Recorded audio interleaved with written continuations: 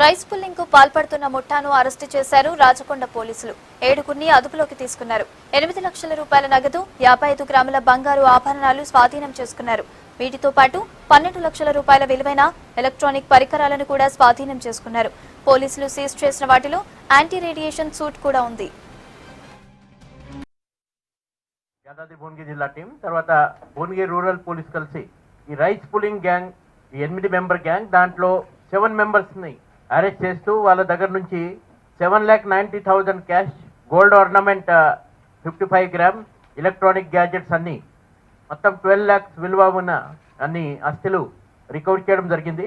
ఈ rice pulling gang కొంతమంది business Mann కి 41,85,000 రూపీస్కి మోసం చేయడం జరిగింది. ఈ గ్యాంగ్ కి ప్రధాన నాయకులు మదాను మోక్షరాజు ఎలియాస్ జేఎం రాజు ఎలియాస్ రాజు ఎలియాస్ జాక్సన్. ఈయనకి చాలా పెద్ద నేర చరిత్ర ఉంది. అంతకుముందు కేరళ రాష్ట్రంలో 2 కేసెస్ ఈయన మీద నమోదైనాయి. తర్వాత కర్ణాటకలో కూడా ఒక కేసు ఉంది, ఆంధ్రాలో కూడా ఒక కేసు ఉంది.